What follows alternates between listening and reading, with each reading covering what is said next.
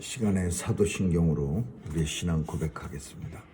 전능하사 천지를 만드신 하나님 아버지를 내가 믿사오며 그 외아들 우리 주 예수 그리스도를 믿사오니 이는 성령으로 잉태하사 동정녀 마리아에게 나시고 본디오 빌라도에게 고난을 받으사 십자가에 못 박혀 죽으시고 장사한 지 사흘 만에 죽은 자 가운데서 다시 살아나시어 하늘에 오르사 전능하신 하나님 우편에 앉아 계시다가 저리로서 산 자와 죽은 자를 심판하러 오시리라.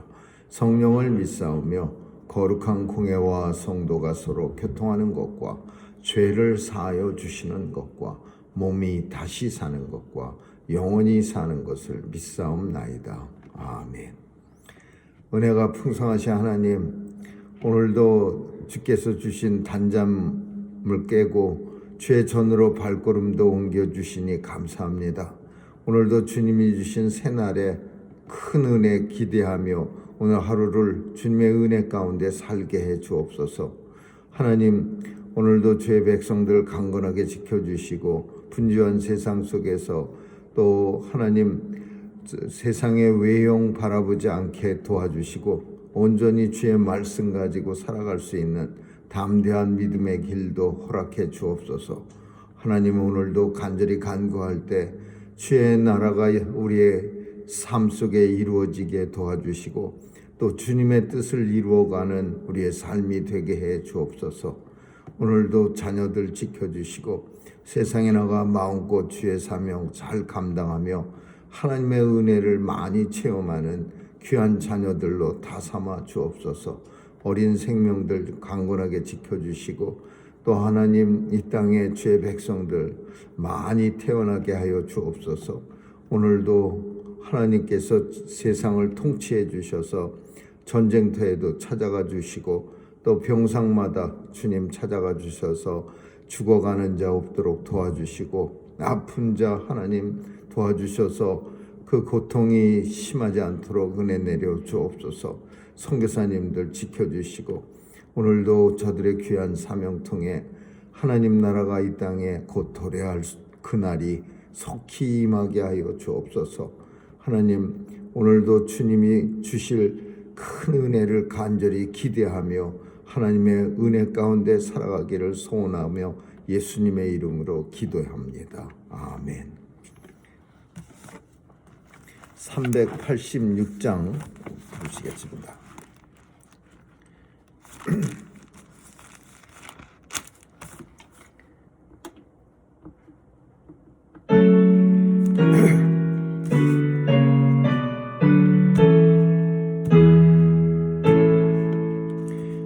힘차게 일어나 용감히 싸워라.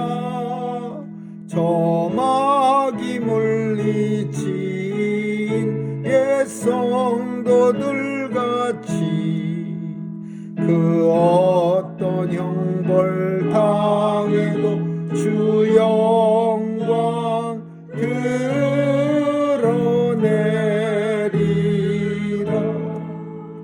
옛 성도들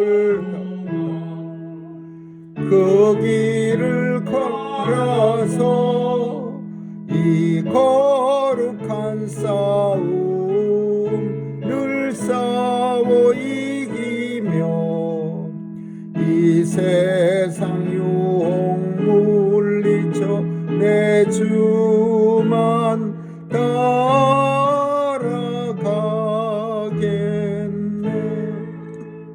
힘차게 나가자. 큰 싸움 할 때에 주님의 강한 손 내 능력 되시면 저마귀 능히 물리쳐 내 승리하게 되리라. 주님만 의지해 힘차게 나가자. 이 거룩한 싸움 끝이 나리니 성리의 면류관을 내 주가 주시리로다.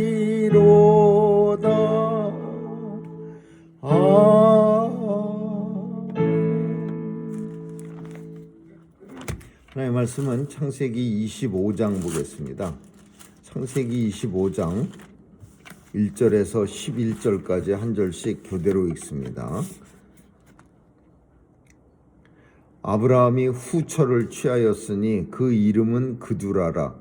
그가 시므란과 욕산과 무단과 미디안과 이스박과 수아를 낳았고 욕산은 스바와 드단을 낳았으며 드단의 자손은 아스루 족속과 루두스 족속과 루미 족속이며 미디안의 아들은 에바와 에벨과 한옥과 아비다와 엘다니아와 구두라의 자손이었더라.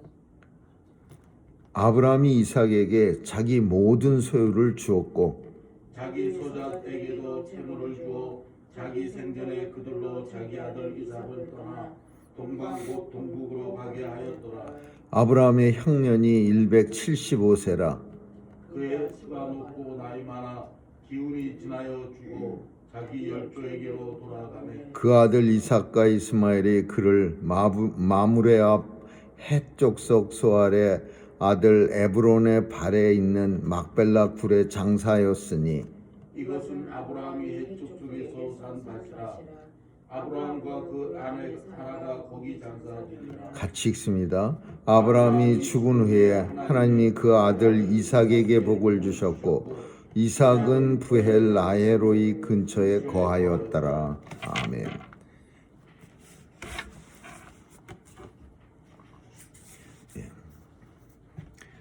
이삭이 결혼한 후에 제일 먼저 한 일이 아브라함이 재혼을 합니다. 이삭이 사라가 죽은 후 얼마 후에 이 아브라함이 재혼했느냐 이런 거에 대해서 성경은 밝히지 않지만은 사람들은 굉장히 궁금해합니다. 그래서 확실히 어떤 학자들은 3년이라고 그렇게 얘기를 합니다. 이삭이 결혼해서 모든 과정을 마치기까지는 3년쯤 이스라엘에서 흔히 한 3년은 있어야 신혼이 한 가정이 이렇게 완전하게 이루어지기 때문에 그 후에 결혼했을 거다. 그렇지만 이거는 성경 안의 내용은 아닙니다. 근데 왜 그런 문제가 중요시 여기느냐 하면 지금은 별로지만은 예전에 우리 믿는 사람들은 뭐든지 다 성경대로 살려고 노력을 합니다. 그래서 그 중에 하나가 남편과 사별 혹은 아내와 사별 후에 몇 년 후에 재혼을 하는 게 성경적입니까? 이런 거를 묻습니다. 그래서 그런 거에 대한 내용이 어떤 사람들은 진짜 한국말로 그 죽은 사람의 잔디가 마르기도 전에 물도 마르기도 전에 새롭게 결혼하는 사람도 있고 또 어떤 사람들은 또 결혼 안 하고 사는 사람 끝까지 하나님 앞에 갈 때까지 그런 사람도 있는데 결혼을 할 경우에는 얼마가 걸리느냐 그걸 이제 아브라함에서 찾으려고 한 사람들이 있었습니다. 그래서 그게 한 3년이라고 그렇게 이제 성경학자들 이스라엘의 풍습이나 뭐 이런 역사를 연구하는 사람들은 이삭이 결혼해서 안정이 될 때까지가 3년, 통상 새 가정이 정착하는 게 3년이라고 하면서 아브라함이 그두라라는 여인과 재혼할 때 3년이 걸렸을 것이다. 아내 죽은 후에 이렇게 이제 결론을 냅니다. 근데 그두라라고 하는 거는 이름이 향기라는 뜻입니다. 향기, 아름다운 향기. 그래서 참 아브라함은 하나님이 은혜를 주셔서 새로운 여자와 재혼을 하는데, 근데 이 자손들 중에 이제 어마무시한 자손들이 바다의 모래같이, 진짜 모래알같이 많이 나오는데, 이 사람들 중에 대부분이 다 이스라엘을 괴롭히는 사람들입니다. 우리가 아는 아수르 족속, 르암미 족속, 이런 사람들 다 이스라엘을 괴롭히는 사람인데, 물론 좋은 가정도 나옵니다. 그게 누구냐면 그두라 자손, 미디안의 아들이라는 그두라 자손. 이게 누구냐 하면은 모세의 장인입니다. 미디안인의 자손이. 그 모세의 장인 가문, 그러니까 아내 십보라의 가족들이 그두라 자손이야. 그두라 자손은 나중에 이스라엘 사람들하고 같이 다니다가 그냥 섞여져 버립니다. 근데 이 사람들은 아주 신앙도 레갑 족속들처럼 아주 그냥 뭐 엄청 신앙도 좋은 그런 가정이에요. 그래서 좋은 가정도 나왔지만은 그 아수르 족속, 뭐 르암미 족속 이런 사람들은 이스라엘을 괴롭히고 굉장히 힘든 그런 관계를 힘들게 가진 그런 족속이 됩니다. 그래서 그두라의 자손도 그랬고, 그 다음에 이제 여기서 나온 자녀들이 많아갖고서는 이 자녀들이 이제 점점 커지면서 이제 이삭을 위협하게 생겼어요.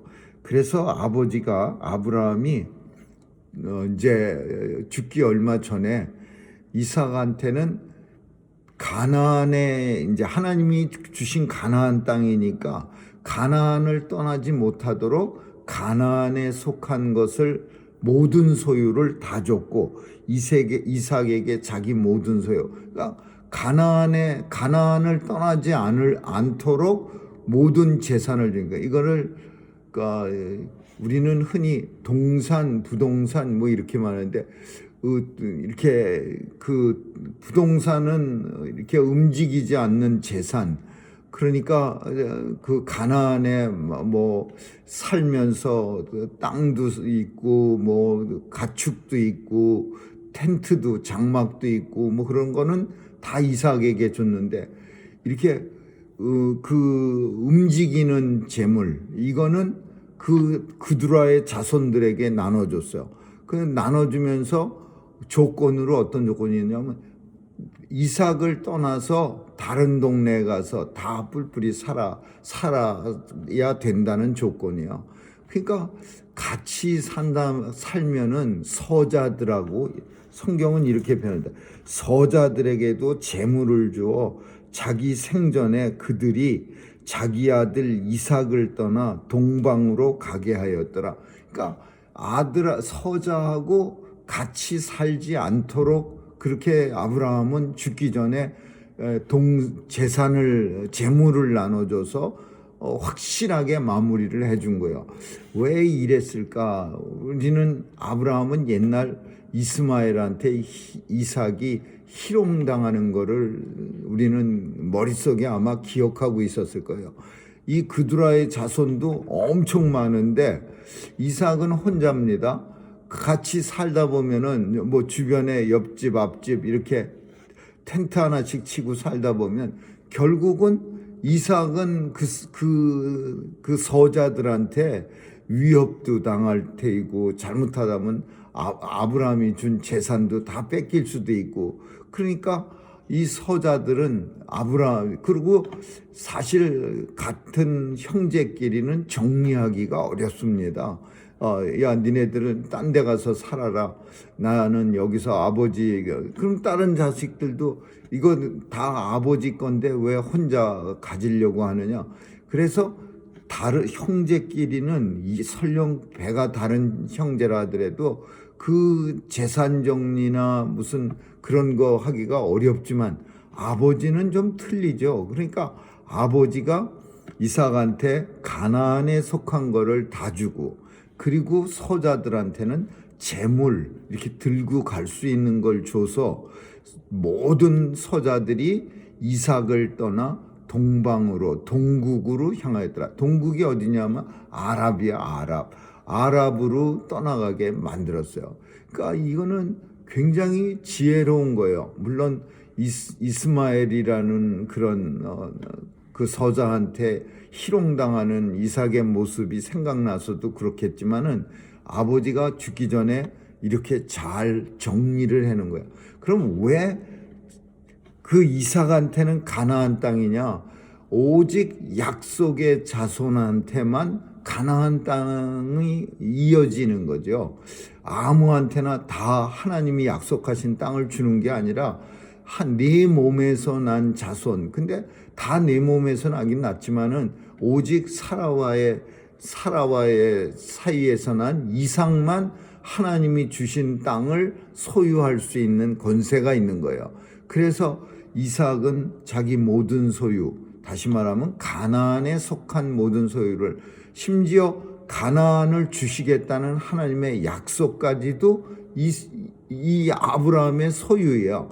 그 축복까지도, 그것까지 다 이삭에게 주고 나머지 서자들은 그 돈 몇 푼씩 줘서 떠나보낸 거예요.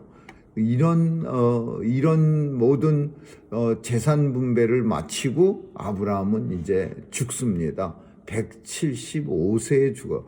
아내가 죽은 후에 37년 만에 죽는 거예요.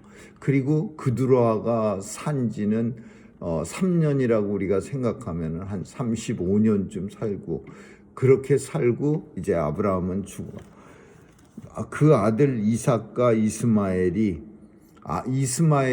이제 딴 데 가서 살다가 아버지 죽은 후에 이제 그 장례를 치르러 이제 옵니다. 그 어디로 오느냐 하면 그 사라가 장례 지낸 곳, 그게 가족묘예요. 우리는 이렇게 한 사람씩 부부만 합장하지, 이렇게 그 사람들이 다 이렇게 따로따로 묻히는데 한국 옛날 그런 거는.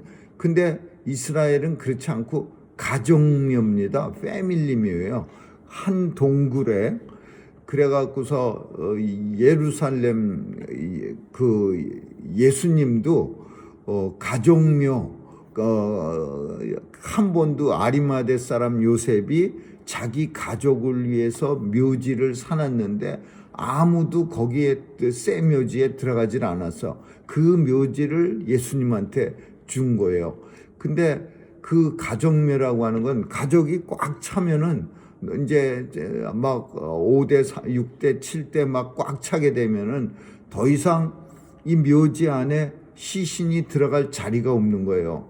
시신이 다닥다닥 들어가는 게 아니라 그 동굴 제일 끝에 그 뼈만 이렇게 간추려서 집어넣을 장소가 있는데, 앞쪽에는 그런 침대 같이 이렇게 들어가자마자 앞쪽 왼쪽이나 오른쪽에는 침대 같은 게 있어서 시신을 거기다 모셔놨다가 이 시신이 살이 다 부패돼서 뼈만 나오면 뼈를 잘 추려서 묘실 제일 끝쪽에 있는 그 뼈만 놓는 곳에다 이렇게 옮겨 놓는 거예요. 그래서 여러 대에 걸쳐서 이제 뼈가 들어가면은 뒤에가 꽉 차면 새로운 가족 묘실을 또 사갖고 거기다가 또 새롭게 이제 장사를 지내는데, 아리마대 사람 요셉은 한 번도 장사 지낸 적 없는 자기 가족의 묘실을, 새로 사놓은 묘실을 예수님에게 드린 거죠.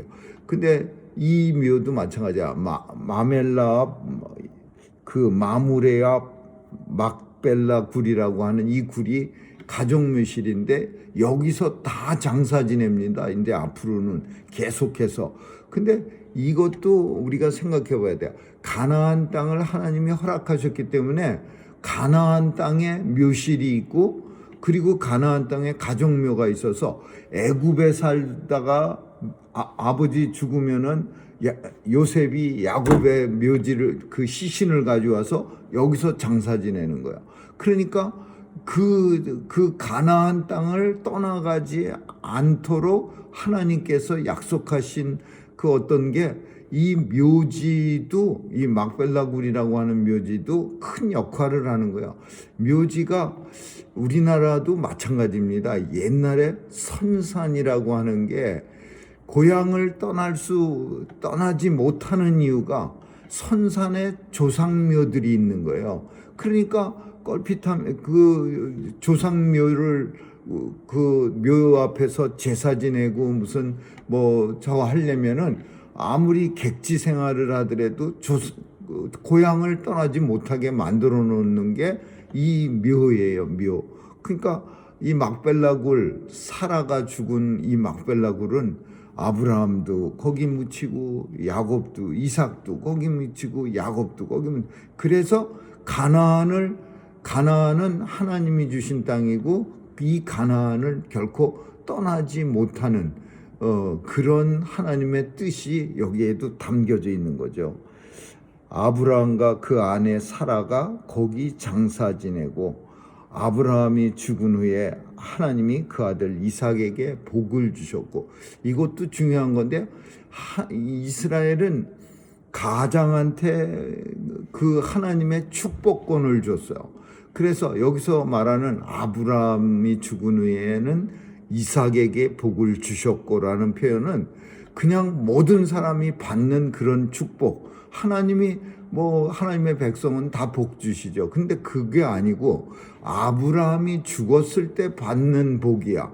그게 가장 축복권, 가장으로서 아버지 이제 이삭이 눈이 나이 많아갖고 눈이 잘 안 보일 때 그 자녀한테 주는 축복권, 이 복을 그 복이 바로 오늘 본문을 말하는 거예요. 내가 죽기 전에 이 가문에 하나님이 주신, 가장에게 주신 복을 또 자녀한테 넘겨주는데, 그 축복을 이 야곱이 참 사기쳐 갖고 받아내는 거예요.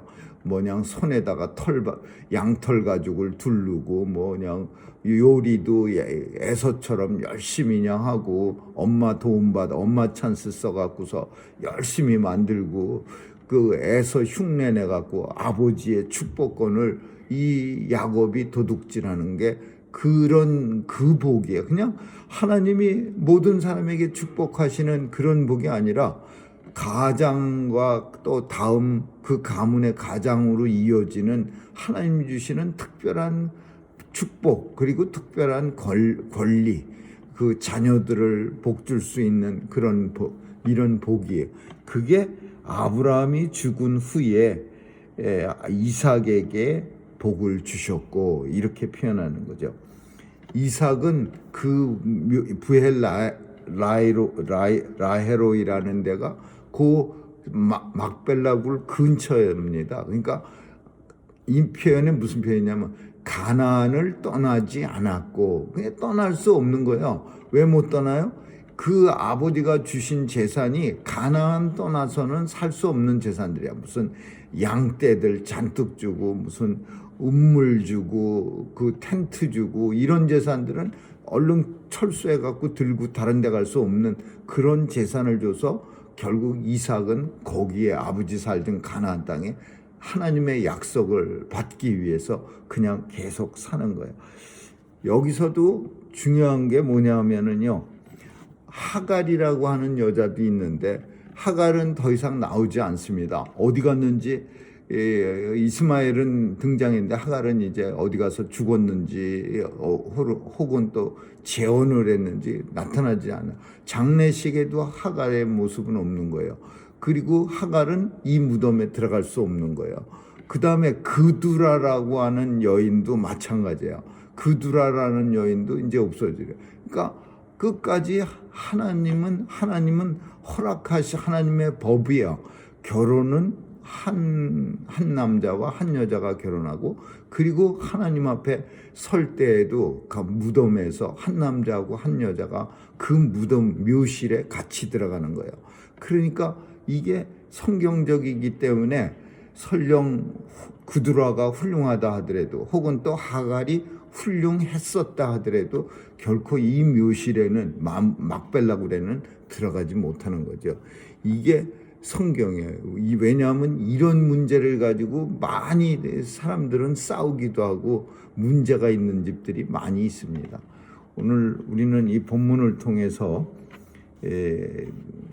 아브라함이 또 결혼을 했지만은 그 결혼 생활을 통해서 서자들이 엄청 많이 나옵니다. 그러나 큰 자손의 축복을 받았지만은 결코 하나님의 약속은 오직 하나님의 언약의 자손 이삭 외에는 아무에게도 가지 못하는, 미디안 족속들한테도 갈 수 없는 그런 어떤 하나님의 약속이 이어지는 그런 모습을 보게 되고, 그리고 결국 아브라함은 그 하나님의 뜻을 따라서 다른 서자들한테는 멀리 쫓아내버리고 오직 약속의 땅 가나안에는 이삭만 살게 해서 분란도 없애고 또 이삭만 하나님의 자손임을, 하나님의 기업을 받을 자손임을 성경에서 보여주고 있는 거죠.